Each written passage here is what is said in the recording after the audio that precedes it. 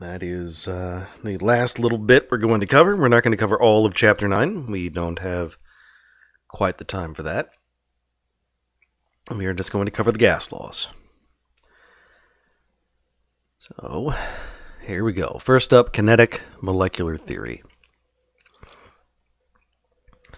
So, these are the postulates of kinetic molecular theory. Postulates just being, the statements, the bits and bobs, the pieces. Okay.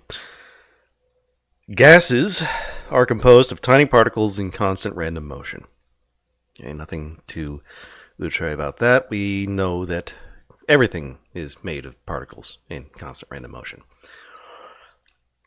The volume of the particles is negligible compared to the total volume of the gas. This is kind of necessary for the math. We're saying that the volume of the particles is 0. This is not that bad a postulate. Gas molecules or gas atoms, whatever, are incredibly small, and the space between them is incredibly big. So that's not bad. Gas particles, number 3, the third one. Gas particles do not interact except through collisions.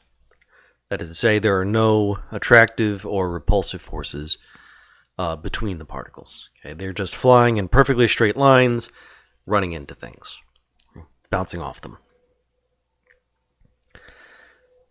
The collisions between particles and with the wall are perfectly elastic. Elastic means that no energy is lost. If you think of a NASCAR crash, and somebody runs into the wall, and this car goes flying, shedding pieces, that is an inelastic collision.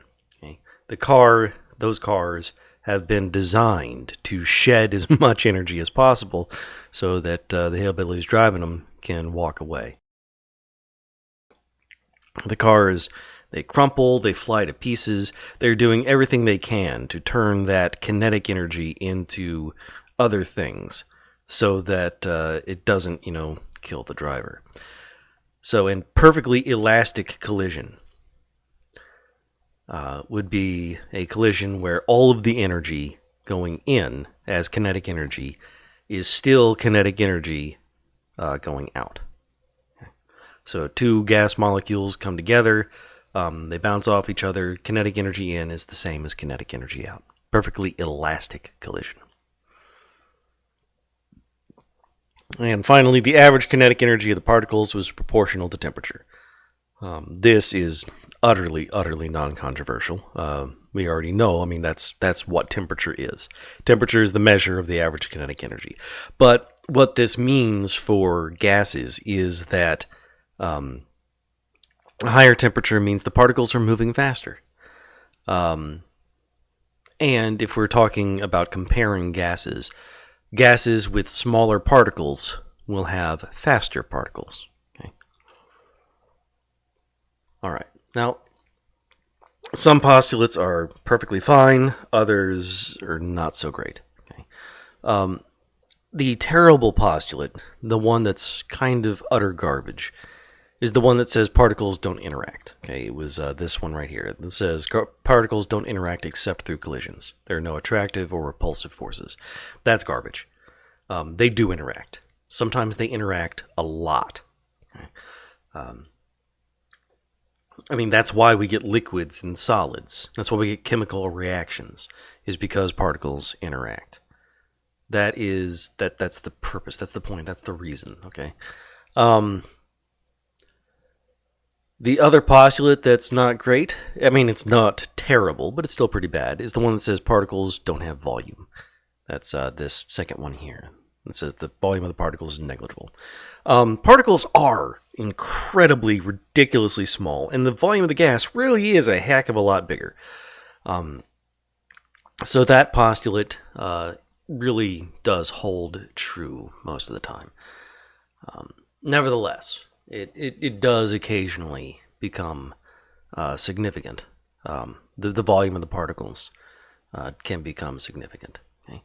So this kinetic molecular theory is best at high temperatures and low pressures. At high temperatures, particles move faster, and therefore they just don't have time to interact. Okay. At low temperatures, the particles have more time to interact, so they interact more, and you get more and more deviations from the idealized behavior of kinetic molecular theory. And at high pressure, okay, the particles are starting to get packed together, and they are taking up more space relative to the total volume of the gas. So at low pressures, that postulate that says particle volume is insignificant is a decent assumption. But at high pressures, as the space between the particles becomes smaller and smaller, that postulate gets worse and worse. Okay. So the postulates of kinetic molecular theory are at their best at high temperatures and low pressures. Okay. So an ideal gas is one that conforms well to the postulates of kinetic molecular theory. It's one that is very simple to understand and explain. The alternative is a real gas. A real gas does not behave well. It does not conform to kinetic molecular theory. Okay? It's going to deviate from our really simple predictions. So the ideal conditions, this is one that's ripe for being asked on a test, is high temperature and low pressure. Okay?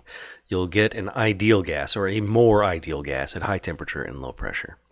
As you get lower and lower temperatures, or as you get higher and higher pressures, you're going to get more and more real behavior, less and less ideal. All right. So those are, that's kinetic molecular theory. We can use that, along with math, to explain the behaviors of gases. First, let's talk pressure. We've already talked about pressure a bit in terms of work as an expansion of a gas, so negative P delta V. We're going to see something similar with gases, but we're not going to talk about work. We're just going to talk about the behavior of gases. So remember, pressure is force over area. For a gas, the force is provided by the particles of the gas colliding with the walls of its container. So every collision, each collision is tiny because gas particles are tiny. But there are lots and lots of collisions because there are lots and lots of particles. So that force adds up, becomes significant. The area we're talking about here is the area of the walls of the container.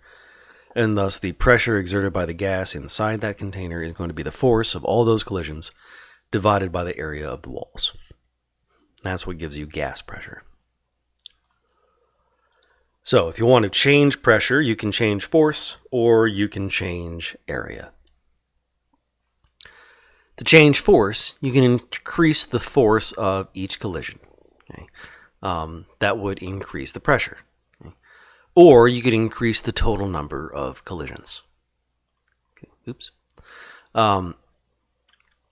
So increasing the force of each collision means increasing temperature. Higher temperatures means faster moving particles. Okay? Faster particles means harder collisions, and that would increase the pressure. Increasing the number of collisions means increasing the amount of gas inside the container. Each collision would be the same force, but you'd have more total collisions, thus adding up to more total force.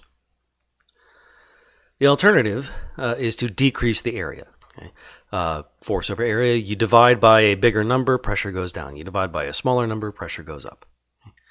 Think about it, if force stays the same, you divide by 2, you have 1 pressure. You divide by 4, the pressure is smaller. You divide by 1, pressure is bigger. All right. So the other way to change pressure is to change the area inside the container, meaning change the volume of the container. Smaller container just has less wall. So as volume goes down, pressure will go up. As volume goes up, pressure will go down.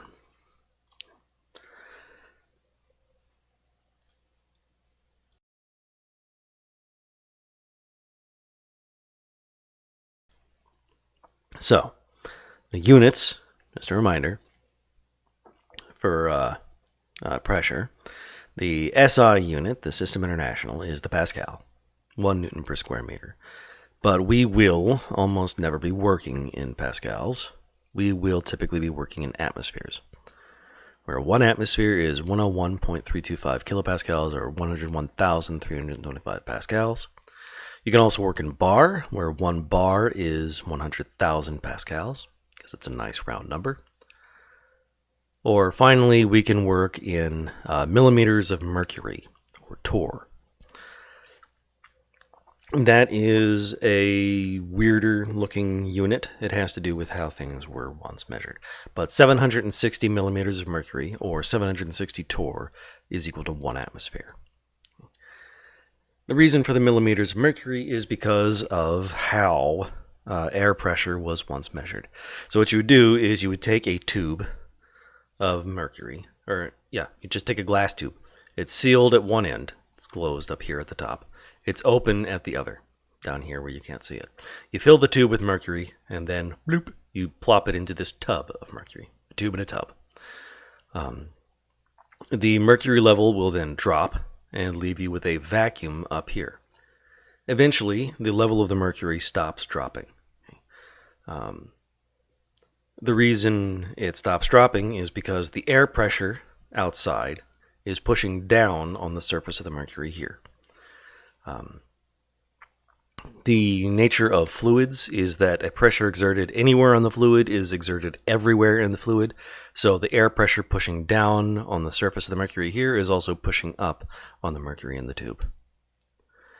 And the level of the mercury will be determined when the gravity pulling down the mercury in the column is equal to the force exerted by the air pressure pushing down on the surface here. So that is how they used to measure air pressure, because higher air pressure would push down harder and thus push the mercury higher up the tube. Lower atmospheric pressure would push down less and the mercury in the tube would fall further. And it was standardized so that 1 atmosphere of pressure will give you 760 millimeters of height. Thus, 760 millimeters of mercury. And it was named in honor of an Italian, Torricelli. Don't know much about him personally, but he studied air pressure, I guess. So that 760 millimeters of mercury is equal to 760 torr. 1 torr is 1 millimeter of mercury. And 760 torr, 1 atmosphere. So that is where that came from. Just another measure of air pressure.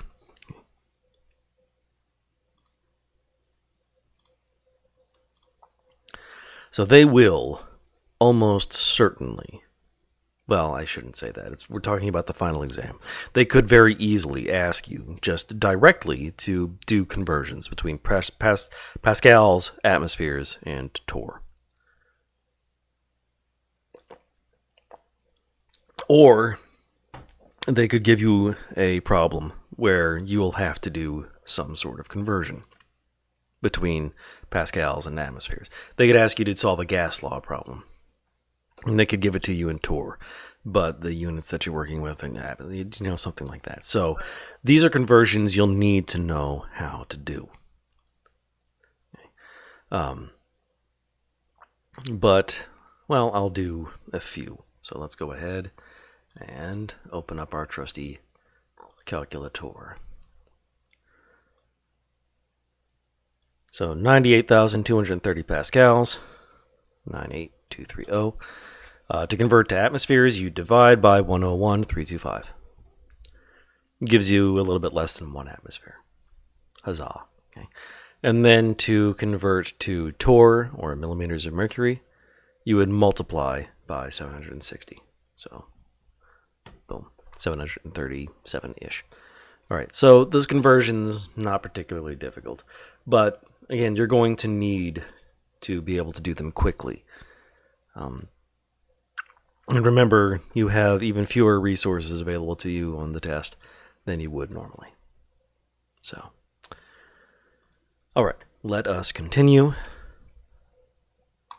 talking about, let's see, this one's particularly long. My voice is drying up a bit. So we're going to go ahead and take a short break. Come back at 2:30 to talk about the gas laws.